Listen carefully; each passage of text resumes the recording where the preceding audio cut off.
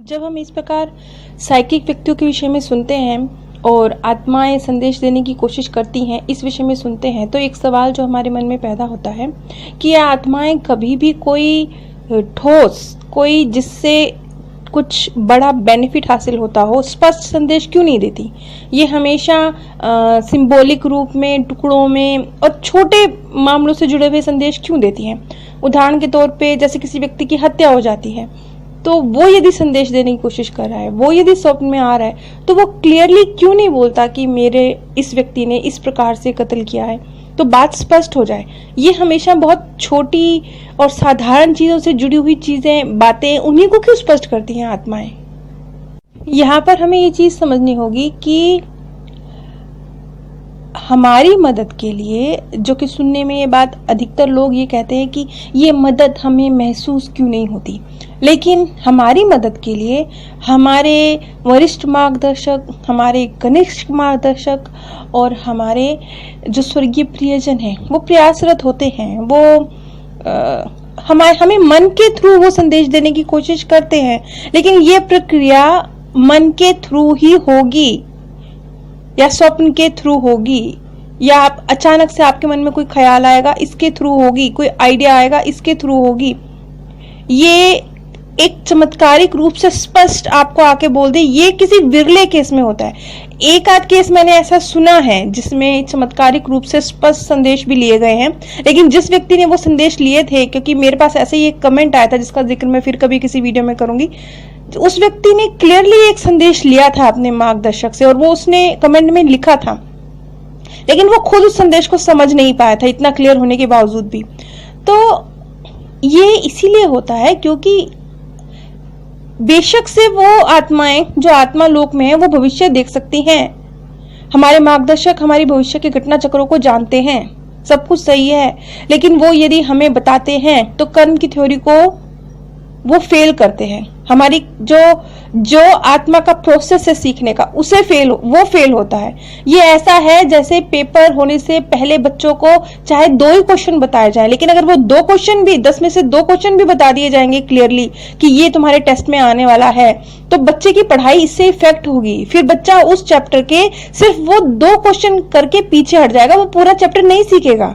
वो सोचेगा कि उसे पूरा चैप्टर पढ़ने की जरूरत क्या है, इस चैप्टर में से यही वाला एक क्वेश्चन आना है तो मैं ये एक क्वेश्चन रट के चला जाता हूं, पूरा चैप्टर मैं नहीं पढ़ता। ये होगा, और इससे क्या होगा, इससे बच्चे का ही नुकसान होगा, क्योंकि बच्चे ने जो उस चैप्टर से सीखना था वो नहीं सीख पाएगा। अब यही हम आत्माओं के साथ भी होता है। इसलिए हमारे स्वर्गीय प्रियजन या हमारे मार्गदर्शक चाहे हमारे भविष्य को क्लियरली जानते भी हों, तो भी वो हमें एक सीमा से अधिक सिग्नल नहीं देंगे, और उन सिग्नल्स को पहचानना भी हमारी ड्यूटी है। उस सिग्नल को पहचानना भी उस स्तर तक होगा जिस स्तर तक आपका अवचेतन मन जागृत है। उस सीमा तक आप उन सिग्नल्स को पहचान पाएंगे। यहां मैं एक छोटे से केस का जिक्र कर रही हूं, जिसमें नैन्सी नाम की एक लड़की जेम्स वोंग के पास आई और उन्होंने, जो उनकी माताजी का स्वर्गवास हो चुका था, वो अपनी माताजी के थ्रू अपने भविष्य से जुड़ी बातों के विषय में जानना चाह रही थी। तो उनके पति के साथ बहुत एक बुरे संबंध रहे थे, उनका वैवाहिक जीवन बिल्कुल अच्छा नहीं रहा था, और अभी वो एक तलाक की प्रक्रिया से गुजरे, वो अभी प्रोसेस में थी। वो चाह रही थी कि क्या उन्हें ये स्टेप उठा लेना चाहिए, क्या उन्हें तलाक के विषय में शुरुआत कर देनी चाहिए। जेम्स वोंग ने जब उनकी स्वर्गीय माताजी से संपर्क करने की कोशिश करी, तो जैसा कि मैंने बताया कि वो विचारों के माध्यम से स्पष्ट संकेत पा पाते हैं स्वर्गीय आत्माओं से। तो एक विचार की तरह वो उनके दिमाग में कौनता है, और सिर्फ विचार नहीं, बहुत सारे मामलों में वो छवियां भी स्पष्ट रूप से देख पाते हैं। तो उन्होंने देखा कि उनकी माताजी वो उन्हें कह रही हैं, वो नैन्सी को ये संदेश देना चाह रही हैं कि वो उसके भविष्य के विषय में उसे बताना चाह रही हैं कि वो अपने पति से तलाक ले लेगी और एक दूसरा व्यक्ति उसके जीवन में आएगा।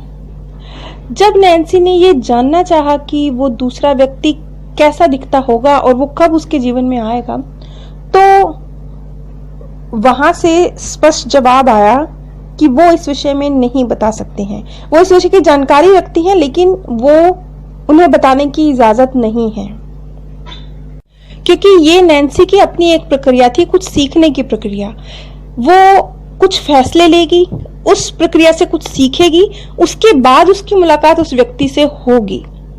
ये एक प्रोसेस है जिससे उसको गुजरना होगा, और उस व्यक्ति की तलाश ये उसके खुद की एक जो जर्नी है उसका हिस्सा है। और एक दूसरे केस में आत्मा कितना मामूली, जो मतलब सुनने में एकदम तुच्छ सा लगता है, ऐसा संदेश उस आत्मा ने दिया, वो हम लोगों के लिए मामूली हो सकते हैं। क्योंकि मैं कई बार कह चुकी हूं कि इस प्रकृति की एक एक घटना एक्यूरेट होती है, और उसमें आत्मा के लिए कल्याण ही छुपा हुआ होता है। अब आप बोलेंगे कई कल्याण नजर क्यों नहीं आता? वो नजर इसलिए नहीं आता क्योंकि जब आप एक प्रोसेस से गुजर रहे हैं, कुछ सीखने के प्रोसेस से गुजर रहे हैं, तो हो सकता है आपको वो प्रोसेस सरल ना लगे, इसलिए उस समय आपको कल्याण ना नजर आए। उस व्यक्ति ने एक बहुत मामूली संदेश अपनी पत्नी तक पहुंचाया कि उसे उन पक्षियों को दाना डालना चाहिए, उनकी देखभाल करनी चाहिए, उन पीले पक्षियों का ख्याल रखना चाहिए जिनको वो संभाला करता था, जिनकी सेवा वो किया करता था। क्योंकि उसके जाने के बाद उसकी पत्नी पूरी तरह से उन पक्षियों की सेवा नहीं कर पा रही थी। अक्सर वो उन्हें दाना पानी समय पर देना भूल जाया करती थी। तो जब ये बात डॉक्टर जेम्स ने उस महिला से कही, तो देखने में ये बात बहुत साधारण है, बहुत मामूली है, लेकिन जो जाने वाली आत्मा थी उसके लिए भी इस बात के मायने थे, क्योंकि उसको वो पक्षी बहुत प्रिय थे। और जो वो महिला थी जिस तक ये मैसेज पहुंचा, उसके लिए भी ये जानकारी अद्भुत थी। अद्भुत इसलिए थी क्योंकि इस बात से ये क्लियर हो गया कि वो अपने पति के साथ ही डॉक्टर जेम्स के थ्रू कम्युनिकेट कर रही है। उसे ये बात क्लियर हो गई, क्योंकि ये एक बहुत खास विषय था कि वो पक्षियों से बहुत विशेष प्रेम करता था, लेकिन उसने पीले रंग के पक्षी अपने घर में पाले हुए हैं और उसकी देखभाल सही से नहीं की जा रही है। ये वाली बात उसने जेम्स वोंग को नहीं बताई थी। बड़ी या छोटी जो भी मदद हम अपने मार्गदर्शकों से या अपने स्वर्गीय प्रियजनों से इन सिंबल्स के माध्यम से, इन इशारों से, इन सपनों के माध्यम से जो भी हम ले पाते हैं, वो व्यक्तिगत तौर पर हमारे आध्यात्मिक विकास का स्तर क्या है और हमारे कर्मों का स्तर क्या है, हमारे सांसारिक कामों का आधार क्या है, हमारे व्यक्तिगत आध्यात्मिक विकास का स्तर क्या है, इसके ऊपर निर्भर करता है। जेम्स वोंग कहते हैं कि आप अपने मार्गदर्शक से, एक आत्मा से जो मार्गदर्शन लेते हैं, वो किस तरीके से काम करता है। ये एक कहानी के, इसमें बहुत सारे मोड़ होते हैं, बहुत सारे गलत मोड़ होते हैं, बहुत सारी दिशाएं होती हैं और बहुत सारे दरवाजे होते हैं जिन्हें आपने खोलना होता है। बहुत सूक्ष्म सुराग आपको दिए जाते हैं, उन सुरागों का आप निरीक्षण करते हैं और उसके बाद आप कुछ समझ पाते हैं। और इस बात का जिक्र मैंने कई बार अपने वीडियोस में किया है कि रात में सोते समय अगर आप अपने आप को ये एक मैसेज दे के सोते हैं कि मुझे अपने मार्गदर्शक से विनती करते हुए कि कृपया मेरी सहायता करें, मेरा मार्गदर्शन करें। इसी तरह की एक बात डॉक्टर जेम्स ने भी इस पुस्तक में लिखी है। उन्होंने कहा है कि जब आप सो जाते हैं तो आप अपने शिक्षकों का, यानी अपने मार्गदर्शकों को स्वप्न के द्वारा उनसे सहायता प्राप्त कर सकें, तो इसके लिए आपको एक मंत्र की तरह बार बार अपने मन में ये बात दोहरानी होगी और इसका रिजल्ट मिलने में बहुत तुरंत आपको इसके परिणाम नहीं मिलेंगे। आपको हर रात ये चीज दोहराने की जरूरत हो सकती है। ये मैं आपको एग्जैक्टली जेम्स वोंग की भाषा में बतला रही हूँ। एक केस में मर्लिन नाम की एक महिला डॉक्टर जेम्स वोंग के पास आई जब उन्होंने उनके पति रोजर का और उनके बेटे टॉमी का एक प्लेन क्रैश में निधन हो गया था, लेकिन उन्होंने सिर्फ अपने पति रोजर का जिक्र किया था जेम्स वोंग के सामने। तो जब उन्होंने उनसे ये पूछा मर्लिन से कि क्या आप टॉमी को जानती हैं, तो वो महिला एकदम से घबरा गई क्योंकि टॉमी उनके बेटे का नाम था और वो रोने लगी कि हाँ, टॉमी मेरे बेटे का नाम है और वो भी उसी प्लेन क्रैश में उसका भी स्वर्गवास हुआ है। जब वो ये बोली तो एग्जैक्टली जो जेम्स वोंग के दिमाग में उनके बेटे द्वारा संदेश पहुंचाए जा रहे थे, वो जो जेम्स वोंग ने उन महिला तक पहुंचाए, तो उस महिला के बिल्कुल साथ में ही टॉमी यानी उनके बेटे की आत्मा थी। तो उन्होंने कहा कि मम्मी इतना डर नहीं, मैं डैडी के साथ यहाँ हूँ। और उसने एक बहुत साधारण सा संदेश अपनी मम्मी को दिया कि कृपया करके आप मेरे कमरे में जाएं और दीवार पर जो स्टार वार्स का पोस्टर लगा हुआ है उसे उतार दें, उसकी अब कोई जरूरत नहीं है। मर्लिन हैरान थी कि बात बहुत मामूली है लेकिन उनके लिए बहुत बड़ी थी, क्योंकि ये बात सही है कि उनके बेटे के कमरे में स्टार वार्स का एक पोस्टर लगा हुआ था जो उनके बेटे को बहुत प्यारा था। लेकिन मृत्यु के बाद वही चीज जो उनके बेटे को बहुत प्यारी थी, उसी को वो कह रहा था कि मम्मी अब आप उसको उतार दो। और वो पोस्टर उसने अपने बिस्तर के बिल्कुल साथ में लगाया हुआ था ताकि वो हमेशा उसे देख सके। जैसा कि मैंने आपको बताया कि कुछ प्रकृति के नियम होते हैं, आत्माएं उतना ही उजागर करती हैं जितना उजागर करने की उन्हें इजाजत दी जाती है। अब यहाँ पे मैं आपको एक खास केस के विषय में बता रही हूँ। कुछ एक डॉक्टर जेम्स वोंग के ही विचारों के मुताबिक बहुत विरले केस हुए हैं जिसमें जिस व्यक्ति की हत्या हुई है उस व्यक्ति ने उसके मर्डरर कौन है इस विषय में बताया हो। उन विरले केसों में से एक केस का जिक्र मैं आज कर रही हूँ। जेम्स वोंग के पास एक दंपत्ति आए जिसमें पति की माताजी का निधन हो गया था, तो वो इस विषय में जानकारी के लिए आए थे। लेकिन आश्चर्यजनक रूप से जबकि उनकी माताजी अपनी आयु पूर्ण करके ही इस दुनिया को अलविदा उन्होंने कहा था, वो अपनी माताजी की सोल के साथ कम्युनिकेट कर पाए। लेकिन उनकी माताजी ने उनसे बहुत साधारण बातें कही, जैसे कि एक दिन पहले ही उन्हें किचन में काम करते हुए हाथ में चाकू लग गया था। तो इसके विषय में उनकी माताजी ने कहा कि वो ध्यानपूर्वक किचन में काम किया करें। ये एक बहुत छोटी बहुत मामूली बात है, लेकिन इसके बाद एक बड़ी बात निकल के सामने आई। जैसे कि यहाँ पे मैं ये बात ये कहना चाह रही हूँ कि कई बार आत्माएं संपर्क करना चाहती हैं लेकिन वो नहीं कर पाती हैं, तो वो फिर वो किसी और के थ्रू करती हैं। जैसे कि यहाँ पर एक माँ जिनका स्वर्गवास हुआ है, उसके थ्रू उनके पोते यानी कि जो दंपत्ति आए थे उनके बेटे ने आत्महत्या की थी, ऐसा पुलिस रिकॉर्ड में दर्ज था, जबकि उनके बेटे ने आत्महत्या नहीं की थी। तो किस प्रकार उनके मन में ये भाव पैदा हुआ कि वो अपनी माताजी के विषय में जानकारी लेने के लिए जेम्स वोंग के पास जाएं। लेकिन जब वो जेम्स वोंग के पास पहुंचे तो जेम्स वोंग ने जब कम्युनिकेट करने की कोशिश की, तो जैसा कि मैं पहले बता चुकी हूँ कि कई बार छवियों के रूप में और विचारों के रूप में उनके माइंड में जो कौंधता है वो एक टेलीफोन की तरह है। जेम्स वोंग एक टेलीफोन की तरह है जो उधर की मैसेज को इधर ट्रांसफर कर रहे हैं, बस वो उसमें से अपना कुछ उसमें ऐड नहीं कर सकते। तो जब उन्होंने अपनी माताजी के विषय में पूछा तो फौरन ही जेम्स वोंग कहते हैं कि क्या आप स्टीफन के विषय में जानते हैं। स्टीफन का नाम सुनते ही उनके माता पिता एकदम पशोपेश में थे, क्योंकि स्टीफन उनके पुत्र का नाम था जो कि ड्रग्स ओवरडोज की वजह से उसकी मृत्यु हो गई थी, जिसे आत्महत्या करार दिया गया था कि उसने बहुत अधिक ड्रग्स का सेवन कर लिया है, इस वजह से उसकी मृत्यु हो गई। अब इसी बात से आप समझ जाइए कि जो स्वर्गीय आत्माएं होती हैं ये कुछ नहीं होता। ये समझ लीजिए कि आप इस धरती पर हैं, आप एक परिवार के साथ हैं, माता पिता भाई बहन। आप जब इस दुनिया से कूच कर जाएंगे तो आप वहां भी अपने ही एक परिवार के साथ हैं। वो जो इस दुनिया को अलविदा कह चुके हैं, एक भौतिक जीवन जी चुके हैं, अब वो दूसरी डायमेंशन में है।